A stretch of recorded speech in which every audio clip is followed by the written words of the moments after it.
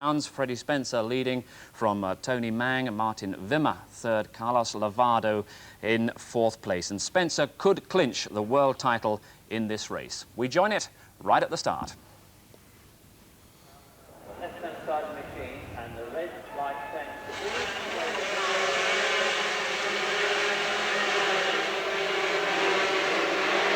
Not a particularly good start for Freddie Spencer, but coming up to Copse, Lavado's well away into the lead, round the right-hander. Well up there is Alan Carter, the British rider, leading round Copse from the second row of the grid. Alan Carter is one of the youngest riders in the race, won the French Grand Prix the year before last, and the youngest rider to win a Grand Prix in the history of racing. And it is still Carter well up at the front. Carlos Lavado is in about fourth position. They go round the right-hander at Beckett's, which is the slowest corner on this sodden, rain-swept Silverstone circuit. That leads into the left-hander at Chapel and the very fast straight, the hanger straight, which goes down to Stowe Corner. 40 competitors in this race. As you can see, a very clear lead at the present moment as they go into Stowe. Carter leading, Spencer is in third position. Carlos Lavado is in fourth place. That's on this, the first out of 24 laps. Now from the right-hander at Stowe, Carter coming towards us. And Freddie Spencer is almost up into second place, but it's 21-year-old Alan Carter at his home Grand Prix from Halifax, with the cheers of the crowd metaphorically ringing in his ears. It's a tremendous start for the young Halifax rider, the brother of Kenny Carter, the brilliant speedway rider. And there's the rest of them coming out of Club up to Abbey as Alan Carter, the leader, comes down to Woodcote Corner. And in second position, it's Anton Mang, the German. So Carter leads across the line, one lap. Anton Mang is in second place. Freddie Spencer is in third place. In fourth position was Jacques Cornu, the Swiss rider. Look for number 6 in the blue helmet. There's Jacques Cornu.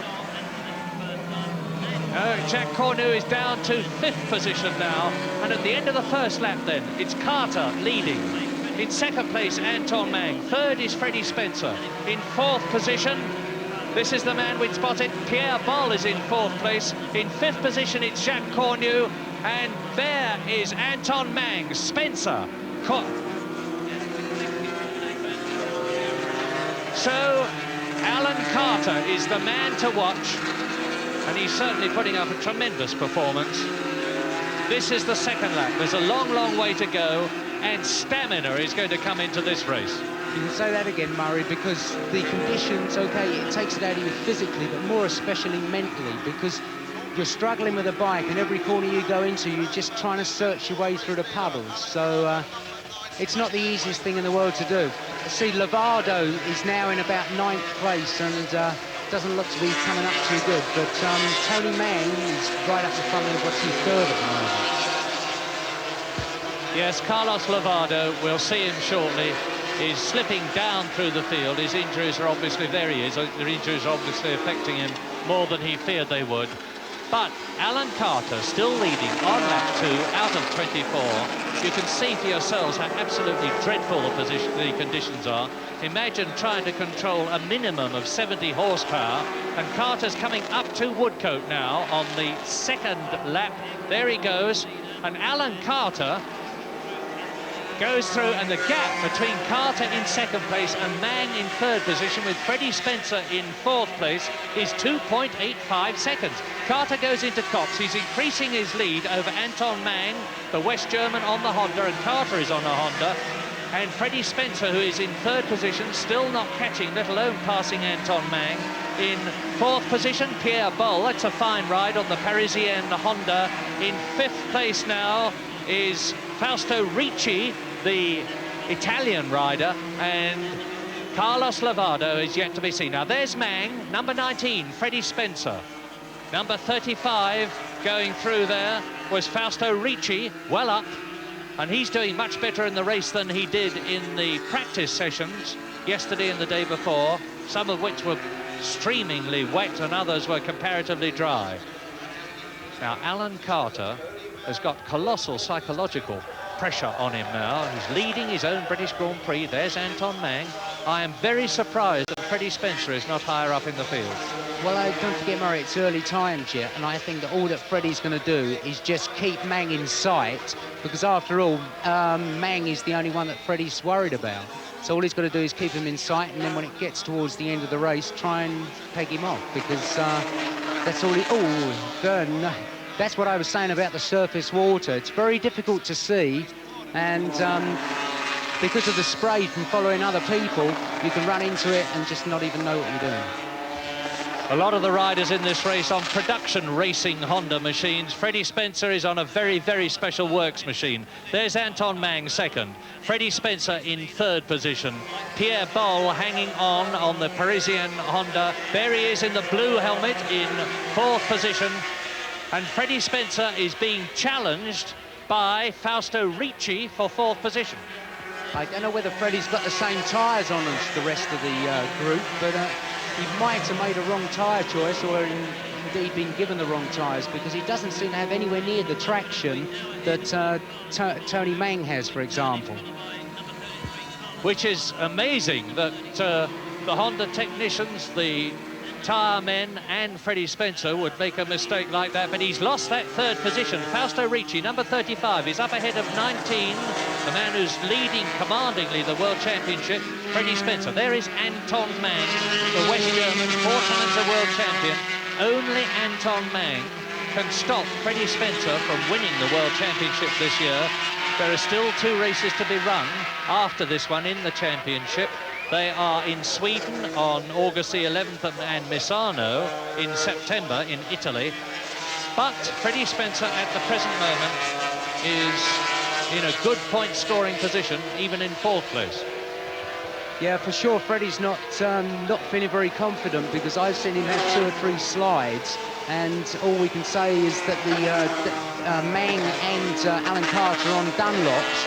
You see, Spencer's thing is snaking all over the show, and he's got in his mind that, listen, he's leading the 250 by a long way, and he's a sensible enough guy. He's not going to go, well, hopefully, go and pitch the thing down the road and jeopardise his chances in the 500. So he'd be better off just parking the 250 and worrying about the 500 class. There's Ricci. There was Freddie Spencer. The leader is through. Alan Carter got his head down, literally and metaphorically, leading the British Grand Prix. He must have settled down now. He's got a substantial time cushion between himself and Mang. And now Reinhold Roth, number 13, the German rider on the UChem machine with a Rotax engine, is challenging Freddie Spencer. Roth, who is 8th in the championship with 18 points.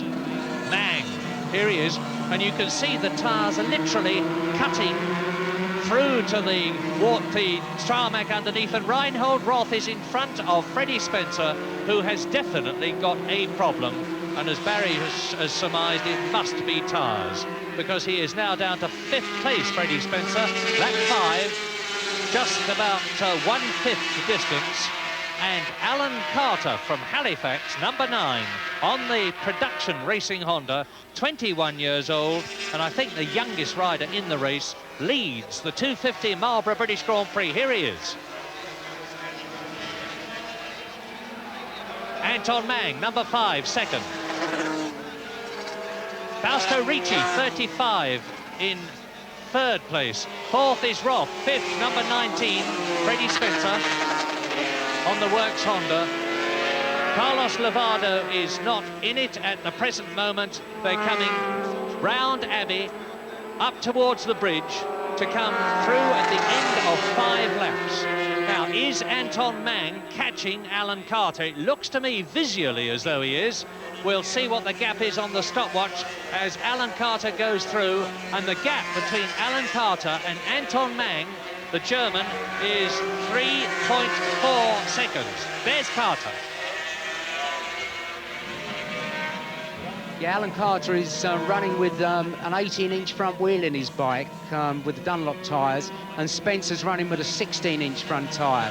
And the 16 inch is a little bit wider tyre, which gives you more rubber on the road, but it's so sensitive. It doesn't give you as much feeling when you go into the corners, for example, the big front wheel, it cuts through the water better, and if you start to lose the front end, you can feel it very easily with the big front wheel, and that's the trouble that Spencer's having.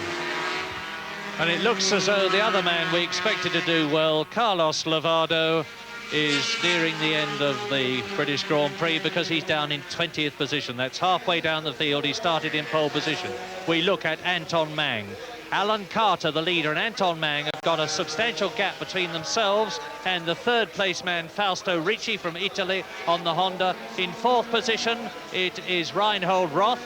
The gap was 3.37 seconds then between Carter and Mang. There's Roth. Then is Freddie Spencer. Now, this is interesting because both Roth and Spencer have got ahead of Fausto Ricci, who was in third position. And the order at the present moment is in the lead, coming up to complete the sixth lap, Alan Carter. What will the gap be? There is Mang. Carter goes across the line now, and Mang goes across the line now, and the gap is 4.62 seconds, so it's not decreasing, far from it. Anton Mang into Kopp's corner. Behind them, a change because Fausto Ricci, the Italian on the Honda, is no longer in that third position. It should be Reinhold Roth that we three come through next. Indeed it is. Reinhold Roth goes through. Freddie Spencer is in fourth position. Down to fifth place goes Fausto Ricci. In sixth position now, it's Pierre Boll. The Frenchman was started in third position on the grid. There's Spencer, number 19. And that's Reinhold Roth in third position. You can see the gap between Roth third, Spencer number 19 fourth, Fausto Ricci number 35 in fifth position, and then it is Pierre Boll, the last of the three riders in the background. And Manfred Hervé, the West German, is only in eighth position. We expected him to be doing a lot better than this. And Anton Mang, number 5 there, the West German veteran. Here's Reinhold Roth, another West German, on the UCAM machine. He was 5th in Spain. That's the best position he's had so far this year. If he stays where he is now, it's going to be his best ride of 1985. Still, Anton Mang leading. Reinhold Roth in second position. There is Roth. Now you can... And there is Anton Mang. Freddie Spencer third, with Manfred Hervé right on his rear wheel. 3 West Germans in the first 4. 5th behind Hervé is Pierre Boll. 6th is Fausto Ricci. In 7th position, it is Jean Forêt. And practically wheel to wheel, Spencer and Hervé. And you must, Barry, have to trust the man implicitly that you're fighting against in conditions like Spencer and Hervé are doing. Well, yeah, you do have to trust them, and you can have all the trust in the world. You see, you can run into somewhere like, for example, Hervé's behind Freddie now. Freddie could run through a puddle and Hervé not see it, and it's such a dodgy old game riding in the wet. All I wish is Freddie had just let Hervé past, giving me a heart attack every corner. Well, how difficult is it to think on the bike? I mean, all your attention must be on getting the right line and getting as close to that point where you're going as fast as possible without falling off. It must be terribly difficult to be thinking of tactics, never mind holding yourself back. Well, no, it's not as difficult as you may think, you know. Freddie must be thinking now, God, Manfred, leave me alone, please, and give me an easy time. So if I was Freddie, I'd just let him pass and have a go at him the last few laps, because it is the surface water's getting less, and as I say, Freddie's having a bit of trouble of getting grip. So I wish he'd just let him pass. Alan Carter is on his way. He is in 7th position. Race order, lap 19 out of 24. Leading Anton Mang. 2nd, Reinhold Roth. This is the battle for 3rd between 19, Freddie Spencer, and 2, Manfred Hervé. In 5th position, it's still Jean-Pierre Boll. In 6th position, it is still Jean-Michel Mattioli, but up into 7th place now has come Alan Carter after falling in the lead on lap 13 at Stowe Corner. He's fighting back. A long, long, long way between Alan Carter 7th and Mattioli in 6th position, but Carter has still got 5 laps, including the one that he's on, to try and do something about it and increase the number of World Championship points that he's going to get at the end of this British Grand Prix. Spencer, 19. Hervé, number 2.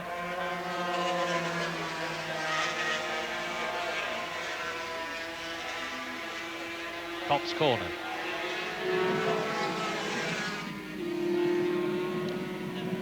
And at last, the sun is starting to shine on the 250 Marlborough British Grand Prix. The skies are clearing. There's a high wind blowing. And hopefully the remaining races of the meeting will be run in much drier conditions than this 250cc British Grand Prix. Still, Anton Mang leads, who has yet to win a race in 1985. He was 2nd in South Africa and France. But Freddie Spencer, number 19, is the man who's been making the running in the 250 Grand Prix this year. He won in South Africa, in Italy, in Austria, in Yugoslavia, in Holland, in Belgium and in France. But he holds the 3rd position now. He seems to have the measure of Anton Mang. And Freddie Spencer, oops, oh my goodness. And you see what Barry's talking about when he says, if only Freddie would roll it back a bit. Freddie Spencer, of course, started his career on loose tracks, what we would colloquially call dirt tracks in America. And he's very used to controlling a sliding bus, and I don't think one that slides as quickly and unexpectedly as that. And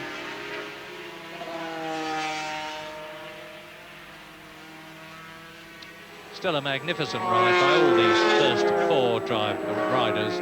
Anton Mang is now leading by 15 seconds. He's pulling away from Reinhold Roth. Roth is... Oh, my... Oh. Yes, the Honda almost looking as though it had a hinge in the middle there as Freddie Spencer goes round Copse. Do you think his enthusiasm is getting command of his caution, Barry? No, I just can't understand it, because Freddie's a clever guy, and I just don't understand why he doesn't let Herway past. And the Honda has a little bit better speed than the bike of Herway's, so he could draft him up the hill into the Woodcote and nail him at Woodcote on the last lap. Freddie seems to have a lot of trouble at the end of the hang. He's gone through, thank God for that. Well, I don't know whether Freddie Spencer will be saying that or not. But anyway, Manfred Hervé is on his way now, having ridden them up from the bottom of our lap chart on the 1st lap to now 3rd position on this, the 21st lap out of 24. And Hervé has gone progressively better since he came back into Grand Prix racing after recovering from that hand injury. Well, he still hasn't recovered totally from his hand injury. He was 6th in Belgium, he was 4th in France. It looks as though if Freddie Spencer gives him best, he will be 3rd in Britain. And if Freddie Spencer gives him best and stays in 4th position, he will still be world champion at the end of this race. He will have gone halfway to achieving his ambition for 1985, and his ambition is to be the first man ever in the history of Grand Prix motorcycle racing to win the 250 and the 500cc World Championships in the same year. Even the great Mike Harewood didn't do that. He won the 250 championship and he won the 500 championship, as did, for instance, Phil Reed, but neither of them won it in the same year. Freddie Spencer could, if he stays 4th or higher, but no lower. 37 plus 8 for 4th position would give Spencer 45 points. Anton Mang has 82 plus 15, which makes 97.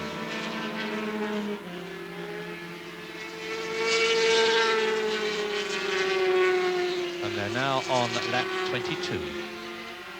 Spencer down to 4th place. There he is, Manfred Hervé up to third position. So it's a Honda in the lead, a production racing Honda, very special one, that of Anton Mang, who's got a really ace tuner, who puts the bikes together and the engines together with loving care and makes them go quicker than most of the opposition, except the real works machines like that of number 19, Freddie Spencer. In second position, Reinhold Roth, who's riding the UChem with the Rotax engine. There is Hervé in third position. Freddie Spencer has apparently decided to take it easy by his standards and go for fourth. Well, yeah, that's the oh. Sorry about this. That's the safest thing to do. I just really can't understand what's going on with the back end of Freddie's bike, because it's had no traction right from the start to the end of the race. He's been suffering very, very badly. If this position that Freddie's in now, Murray, as you say, gives him the World Championship, the fourth position, then all I hope is his pit crew are hanging a sign out saying position okay, then he'd settle down and cruise round. But he's got a very good crew, so I'm sure they've got it sussed out.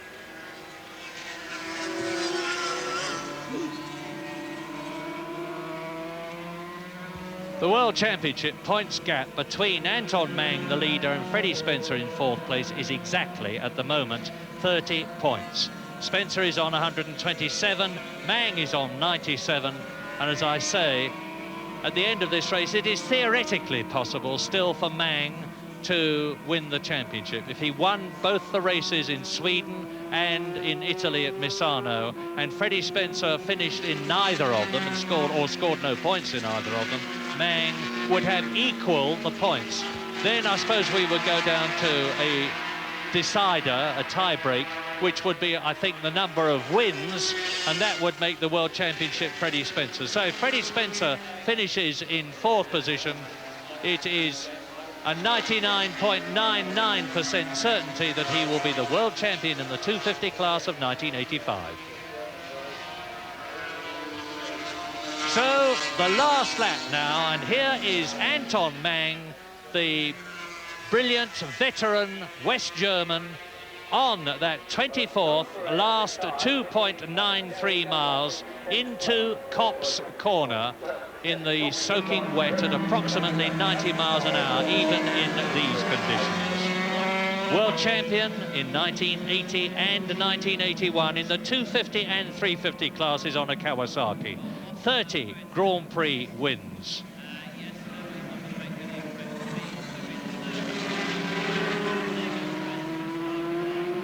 And now he goes into Beckett's, from Beckett's down to Chapel, the left-hander. He sweeps the machine over, puts his knee out a bit, tucks himself in behind the fairing, gets out of the wind and the rain, well, gets out of the rain a bit. There's a crosswind going right across the Hanger Straight, which particularly affects the machines as they come up to Abbey, the left-hander, when they heel right over to the left and the wind's blowing into the left. And it took quite a few people off in practice yesterday. But Anton Mang's seen it 23 times already in this race. He's coming down to Club Corner now with a very commanding lead of over 15 seconds over his West German fellow countryman Reinhold Roth in second position. Now Anton Mang is up to that notorious and tricky Abbey curve. He's round it, and he's approaching the point now where Manfred Hervé fell off in the lead on the last lap last year, but in very different circumstances, because Hervé had got about 9 other riders right behind him and was really being pressured. Out Anton Mang, Tony Mang, the really popular West German, sees the checkered flag, wins the 250 Marlborough British Grand Prix. He's really delighted. He does a little wheelie to celebrate, having waved to the crowd. And now we wait for Reinhold Roth to come through in second position on the UChem machine, and he does so now. There is Roth over the line second, and Freddie Spencer should be in fourth position behind Manfred Hervé. Hervé is over the line in third position, and we still wait for Freddie Spencer. There he is, finishing in fourth place, a position that is virtually certain to make him world champion in the 250 class of 1985. Yes, and there's the result of the 250cc British Grand Prix. Victory for Anton Mang, Reinhold Roth in second, Manfred Herway third. But that fourth place for Freddie Spencer confirms him as the world champion. That's the position, and as Murray Walker said, Anton Mang can still catch Freddie Spencer if he wins the last two Grand Prix, but he can't match the number of Grand Prix wins that Spencer has had this season. So the title goes to the American.